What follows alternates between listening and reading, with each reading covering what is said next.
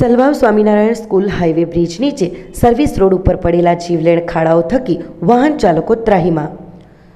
વાપી નજીક ગામ મધ્યથી પસાર થતા Salvav Swaminarayan school national highway number 48ના હાઈવે બ્રિજ નીચે સર્વિસ રોડ ઉપર જીવલેણ ખાડાઓ સર્જાયા છે।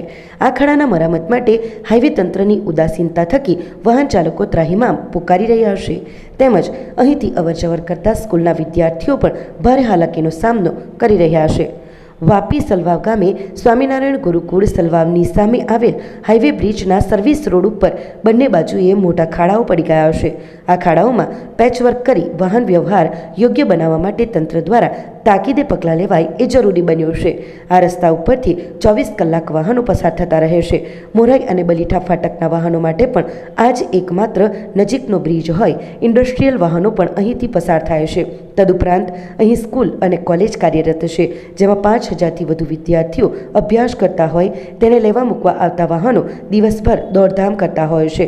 આ ખાડાઓના કારણે જીવલેણ અકસ્માતો થવાનો સતત ભય રહેતો હોય છે, ત્યારે હાઈવે ઓથોરિટીના અધિકારીઓ આ બાબતે સત્વરે ધ્યાન આપી યોગ્ય કામગીરી કરાવે એ જરૂરી બન્યું છે અને તાત્કાલિક રસ્તા રિપેરિંગ માટે કાર્યવાહી કરાવવી જરૂરી છે।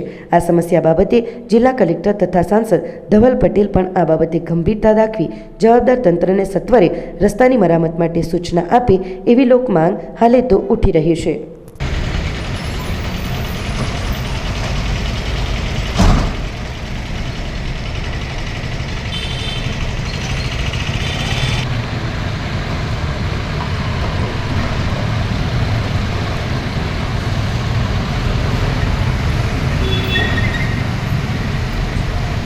આપણી સંકલ્પ ન્યૂઝ ચેનલને સબસ્ક્રાઇબ અને લાઇક કરો, બેલ આઇકન દબાવો જેથી આવનાર ન્યૂઝ અપડેટ્સની નોટિફિકેશન આપના મોબાઈલ પર સૌથી પહેલા પહોંચે।